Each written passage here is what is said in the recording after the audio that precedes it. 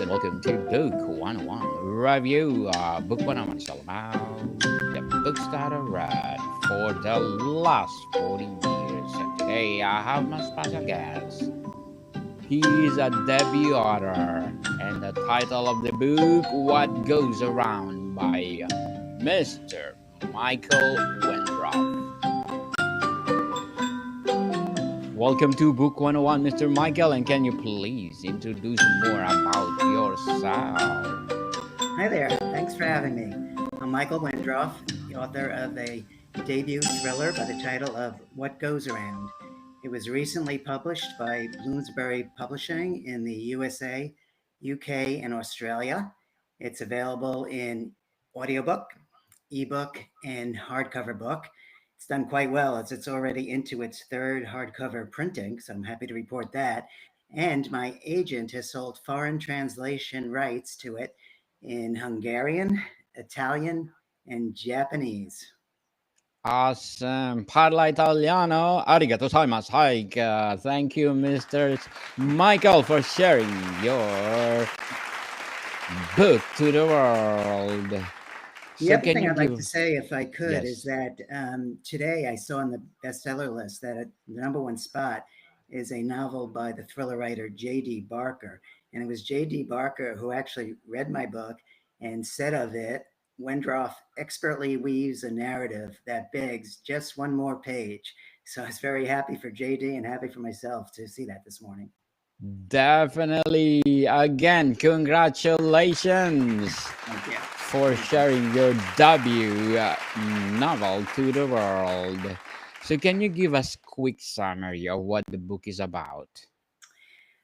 Sure. Well, it's a thriller. It involves some mysterious shootings in a small town.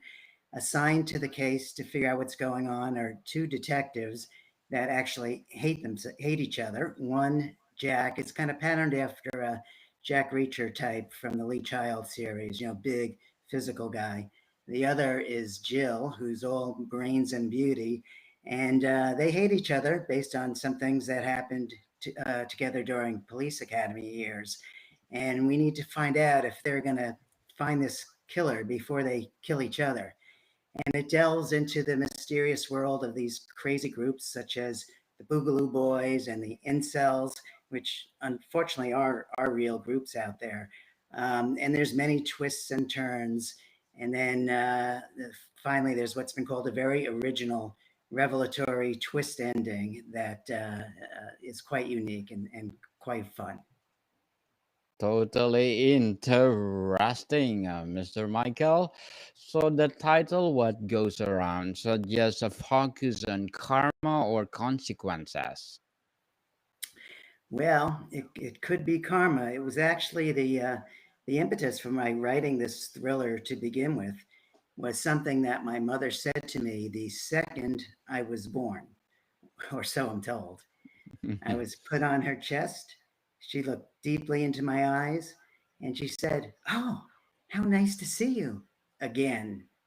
And it was always that again part that intrigued me. And I always wanted to do something with that. And finally I did. And so yeah, that's playing into the what goes around comes around, and the very twisty ending. Is the story based on real events, completely fictional, or blend of both? It is a blend of both. The sniper is based on a sniper case in Washington D.C. many years ago, and the these groups that I research, supremacists, they're based on the terrible events that happened in Virginia on a march a few years ago. So, I couldn't understand what was going on. So I wanted to do a lot of research to learn more about these crazy groups and how someone could actually get caught up in them. So I did use a few real events in there as I developed the rest of my fictional story.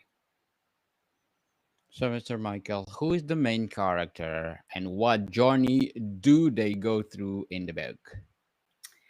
Um, well, there's two main characters. There's the two detectives.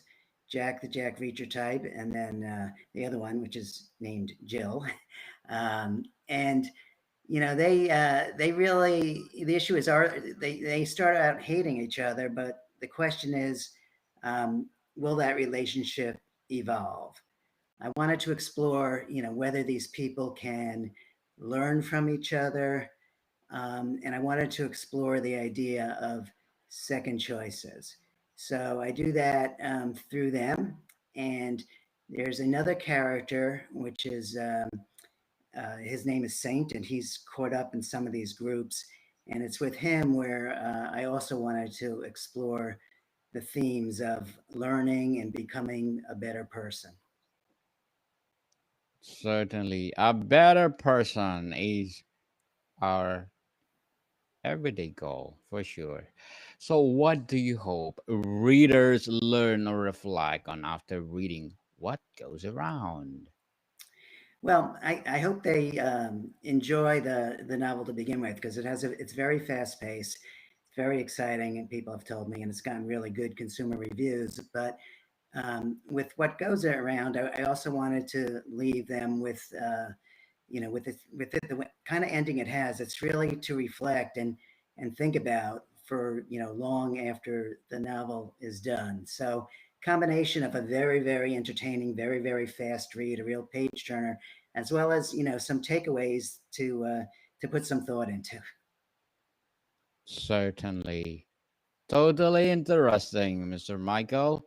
So, how did you come up with the idea for the storyline? Well, the idea was basically that what my mother said to me that when I was born. So I wanted to do something with that and then weave in some current events. And then from there, it's all about thinking. I mean, my process as a writer is really, um, I need to give a lot of thought to what the plot's going to be. And I'd say, there are two types of writers. There are some writers who are called pantsers. They write by the seat of their pants. They just get on their PC and start writing away with no idea where the story is going to go. And I admire that, but that's not me. I'm what's called a plotter. And so I need to plot out, do all the thinking up front. I do a lot of, pretty heavy outlining. I need to know, not only what the twist ending is going to be, but, where am I going to plant the red herrings? And, what's going to happen to all of the characters. And between plotters and pantsers, there's not one of them is right. I mean, you get bestsellers out of both methods, but for me, it's the plotting, and it's not like your characters things won't change, won't evolve over time as you start writing, because sometimes I've fallen in love with some of my characters, and if the character was supposed to have been killed off based on the plot, Yes. sometimes I change that. And there was another character that I also really fell in love with and was supposed to be killed. And in this instance, the character was killed. And then, for the next week, my wife's yelling at me, "Why are you in depression? That character's not real." But to me, the characters are real. So, so plotting is key, and then the second part is doing the research. So, when I wrote this first novel, um, ChatGPT was really in its infancy, so I was just Googling to do a lot of research. ChatGPT or other AI, well, you got to be careful with what the research says. It's a lot more efficient, but what I found that the best research is actually talking to the types of people doing things that are in your novel.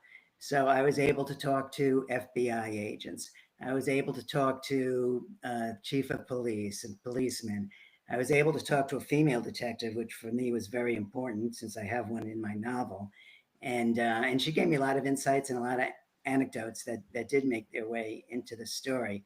So I think talking to the type of people in your stories is key.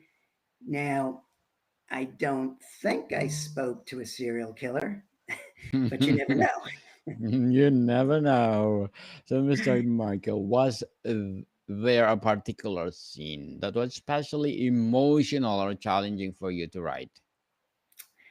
Um, yeah, that I mean, there was the scene where I did kill someone off, where it was very emotional for me after that, and it did. It sounds crazy, but it did take a little recovery time, and then there were some scenes where I don't want to give anything away, but where the character was maybe meeting up with someone from a past life, maybe not. But some of those things were kind of emotional for me to write. Certainly. So was there are there specific moral lessons woven in the plot? Um, yeah, I think the key lesson really is um, you're here to learn. You're here to make yourself a better person, and for that, sometimes people you have to give them a second chance, and it is a thriller, and it does have that, and I think the other thing is that it's really about love, loss, and the unbreakable bonds that may transcend time. Unbreakable bonds, for sure. How important was it for you to show both the positive and negative consequences of characters' actions?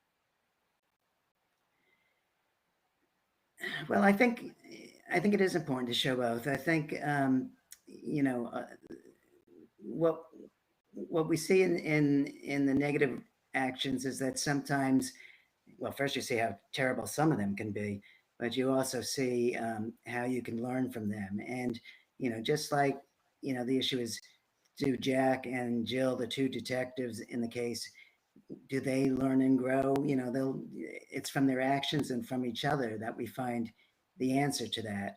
But you do learn, though, overall, that there are definitely consequences to what you do. You definitely see that in the novel straight out. Certainly, what goes around, if you had to choose one quote from the book that captures its essence, what would it be? Um, well, the thing I mentioned that my mother said about "nice to see you again," that shows up in the book a few times. And then the other quote I like is actually the first line of the book, which is actually the same as the first chapter of the book. And the line is, um, "I'll remember the day I died for the rest of my life." Awesome. Awesome quote. So, which character in the book do you personally relate to the most and why? Hmm. Um, I would say that I relate to the character named Saint because he's basically a good person, but he's also very naive when young.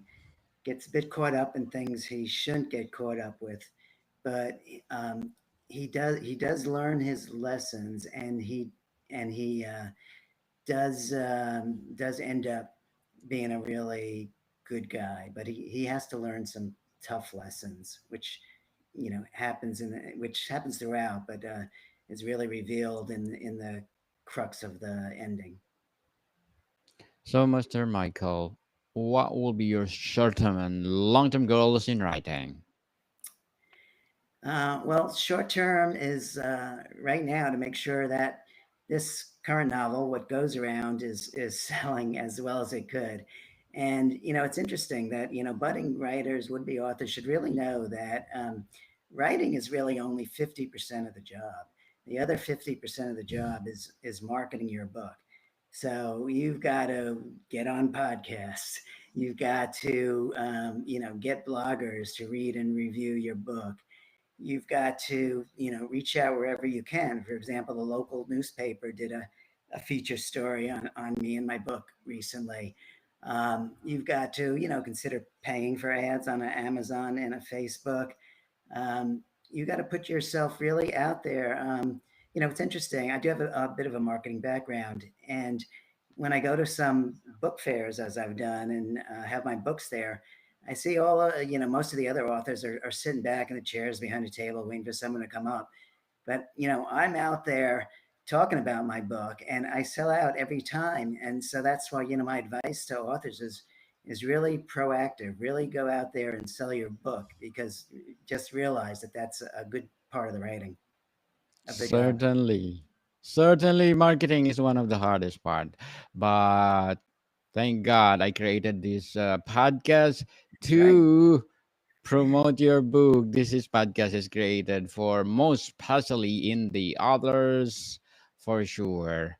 So good luck to your goals, Mr. Michael. So what would be your advice for those people out there want to write their own novels or anything else? Um, well, I would say write every day. For me, I do try and get up in the morning and write. And what I do, my process is just like scribble out on a PC the story that you want to move forward. Don't worry about the writing itself, certainly not the grammar or anything like that. And then what I do is the next day I'll go back, I'll read what I wrote, and then I'll try and make it into real writing. I'll try and put in the analogies and metaphors and similes and all of that. And so I'll hone that, and then after I'm done doing that, I'll scribble out on my PC the next section of writing, and that's my process. It goes, on from there every day. Review what you did the day before, and just write without worrying so much about the writing after that. And I'll do that, every day until finally I can write my two favorite words, which are the end. But the other thing I think writers should know is that the end is really, not the end. To be successful, you really have to edit. And, first, most writers will probably have, their family read it through and they'll get some input, or they may have a writers group that'll give them input, and that's all good. That's all valuable.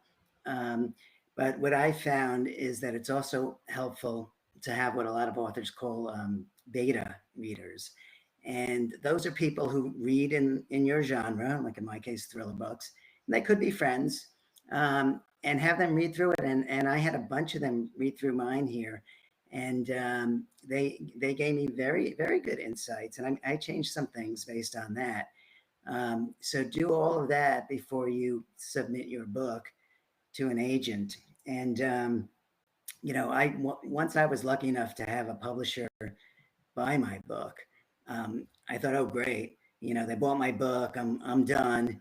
Uh, but again, the end was not the end. I mean, boy, did I learn some new things, because I learned there are so many different types of editors.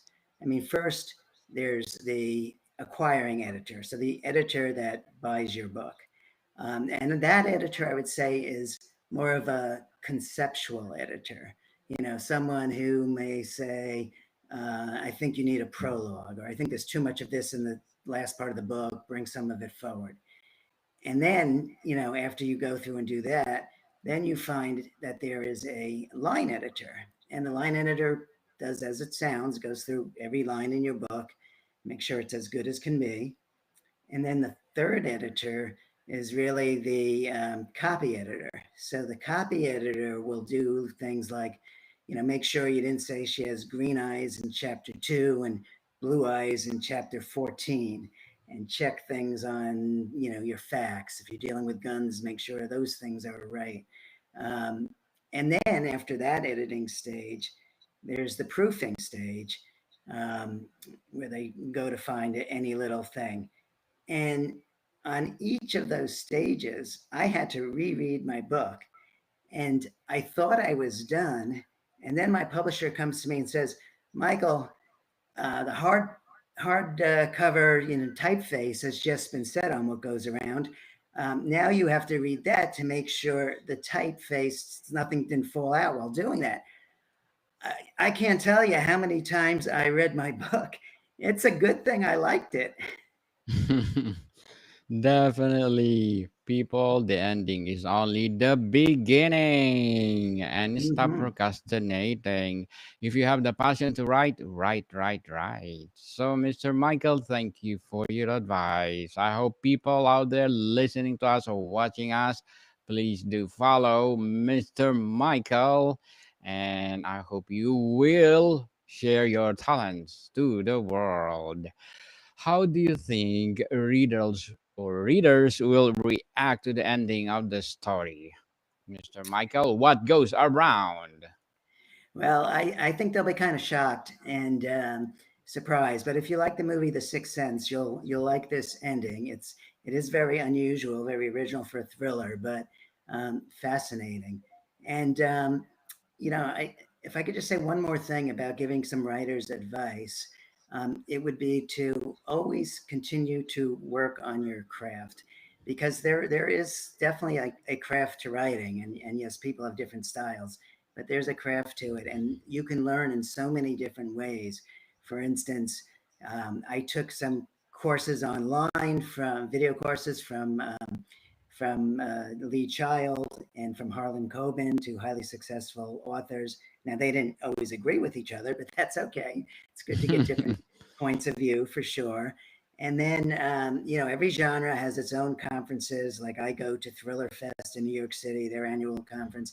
And there, there's plenty of seminars and talks about the craft of writing that you can learn from. And then at those events, you can socialize with other writers. And I found that the writing community is amazing. They are so nice. Everyone is so helpful. If anyone has any questions for me or needs some help, I'd be happy to do so. So there's that, and there's also local writing groups. For instance, I belong to the Florida Writers Association, and they have an annual conference too with the same type of thing: sessions where you learn and sessions where you meet other really nice people. So I would say, work on your craft, never stop learning. Never stop learning, people. Learning must be every day. So, how do you stay inspired and motivated when writing about heavy and emotional topics? Um, it is tough, and when I'm writing, I just make sure that I'm keeping everything authentic based on what I've researched, and sometimes, as I said, you do need a bit of a break if it's very emotional. Um, but I keep the end goal in mind, which is, I'm trying to show certain things. I'm trying to understand certain things. And, hopefully at the end, some lessons will be imparted, but, just as importantly, if not more, hoping to give the reader a very, very satisfying read. So, Mr. Michael, do you see what goes around as a standalone story, or is there a potential for a sequel? Um, I definitely see potential for sequels or prequels.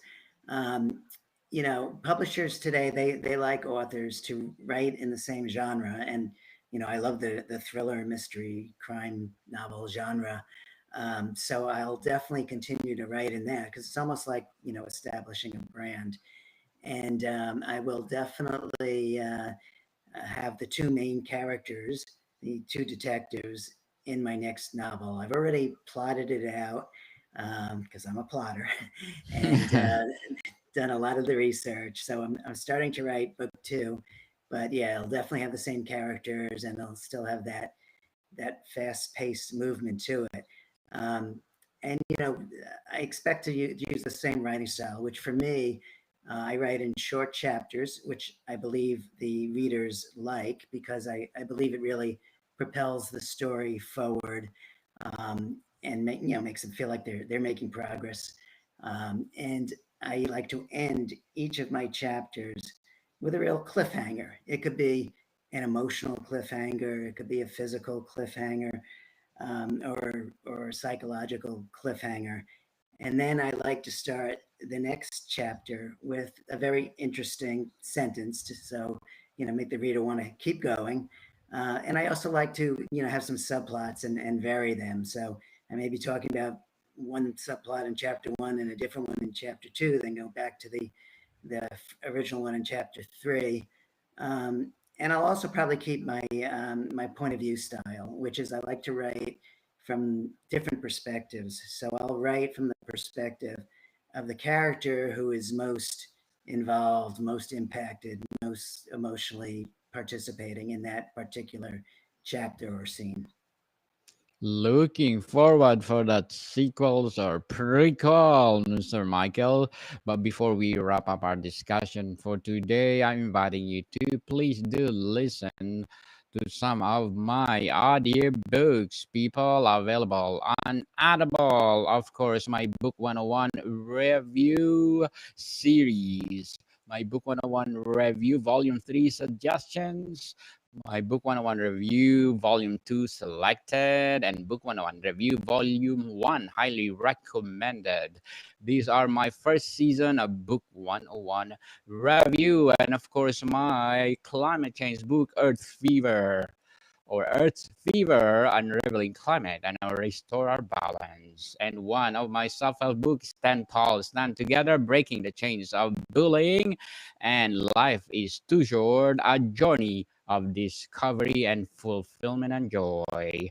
So please do listen to them because one of the best sellers on Audible. So Sounds great.